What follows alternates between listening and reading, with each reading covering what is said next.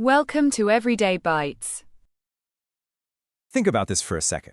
If angels are absolutely flawless, purely obedient beings made of light, why on earth would God command them to bow down to a human made of literal dirt, right?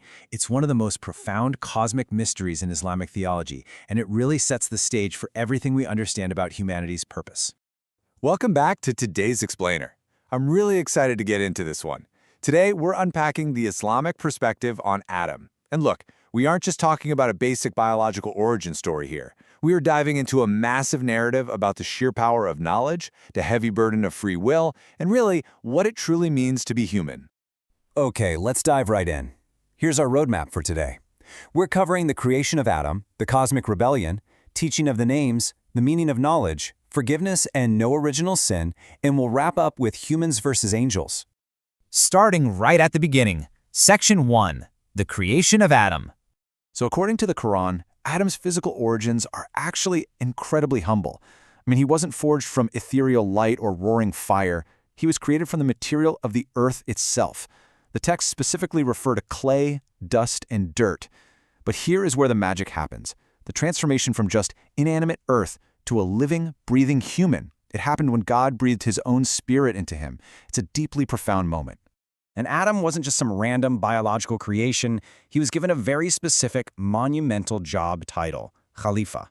Basically, God's vicegerent, representative, or ambassador on earth. That's a huge deal. It means Adam, and by extension, all of humanity, was handed this massive earthly responsibility to create, to manage the world, and to serve their fellow beings directly on God's behalf. Which brings us to Section 2, the cosmic rebellion. So when God announces this plan to place a vicegerent on earth, the angels are actually pretty skeptical. They ask God this huge question: will you set in it someone who will cause corruption and shed blood? You see, the angels were genuinely concerned about humanity's capacity for violence and destruction. But God's response is simple and powerful. Indeed, I know what you do not know. And just like that, the stage is set for a massive cosmic drama. Then the tension totally boils over. God commands all the angels to prostrate, to bow down to Adam out of respect. They all obey, except for one figure, Iblis, or Satan. He flat out refuses the command. Why? Total arrogance. He cites this literal material superiority, arguing, hey, I made a fire, and this guy's just made of clay. Iblis completely misses the point here. He fails to see past the physical dirt to recognize the divine spirit and purpose inside Adam. All right, moving on to Section 3, teaching of the names. Now, the Quran tells us that God taught Adam al-Asma, which translates to the names. But wait, this isn't just a vocabulary lesson. Classical scholars explain that this actually means the knowledge, the qualities, and the attributes of literally all things. God was giving humanity the cognitive tools, the capacity for reason, the ability to conceptualize the universe, stuff the angels, who had very specific, limited divine assignments, just simply did not possess. So to prove this, God sets up a demonstration. He puts all these things in front of the angels and says, tell me their names. The angels, naturally, have no idea. They admit they only know what God directly taught them. Then Adam steps up and successfully names everything. And this brilliantly illustrates the secret God mentioned earlier.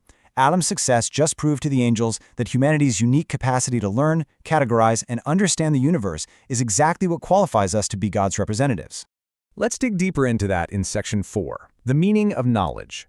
You might be wondering, what exactly did Adam learn? Well, classical Islamic scholars debated the extent of this knowledge, and the consensus? It was incredibly exhaustive. There's this authentic hadith in Al-Baqarah that I absolutely love.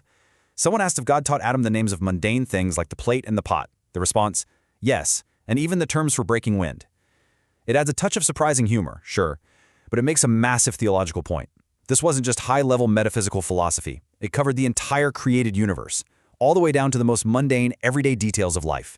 Let's move to how this builds into three main scholarly interpretations. First up, universal taxonomy. That's the idea that Adam learned the knowledge of every created thing: animals, plants, minerals, tools, the whole shebang. Second is the concept of language. This means he got the incredible ability to formulate speech, use symbolic representation, and categorize the world around him. Basically the birth of human language and science. And third, there's a secondary view that this included metaphysical entities, like the names of future angels or prophets. Ultimately, mastering these names meant mastering the cognitive tools required to actually manage the earth. This brings us to Section 5, forgiveness and no original sin. So, as the story goes, Adam and his wife, Hawa, or Eve, are dwelling in this paradisical garden. God lets them enjoy it, but says, stay away from this one specific tree. But Iblis deceives them. He convinces them it's this tree of immortality, which, fun fact, Islamic tradition often identifies as wheat. They slip up, they eat from it, and boom, they're sent down to earth, condemned to live and eventually die there. But here is the crucial detail. Yes, there were consequences, but after they repented, God completely forgave them. So the crucial point is that because God forgave them, the Islamic perspective just doesn't have a concept of original sin.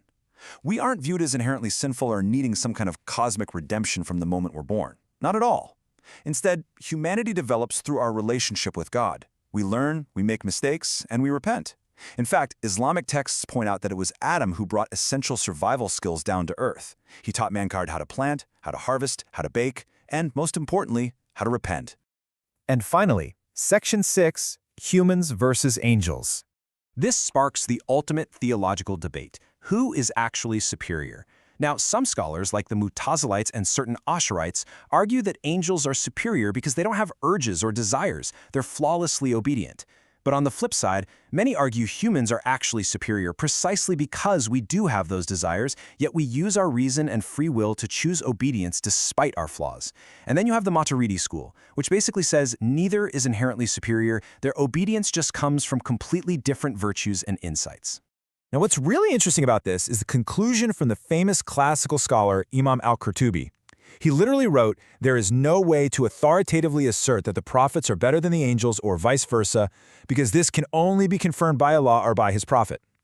So these brilliant classical scholars mapped out all the logical arguments, but impartially stepped back and left the final definitive judgment entirely up to God. Which leaves us with this absolute mind-bender of a question to ponder. Are flawed humans, navigating this messy, complex world with free will, intellect, and reason, somehow superior to flawless angels who don't have any earthly desires? The Islamic perspective on Adam shows us that, yeah, we're made of dirt, but our capacity to learn the names of all things, to make our own choices, to fail, and to seek forgiveness, well, it gives us a pretty uniquely beautiful and powerful place in the cosmos. Thank you so much for joining me on this explainer, and as always, keep exploring. Please like and subscribe our YouTube channel. Don't miss the next Bites.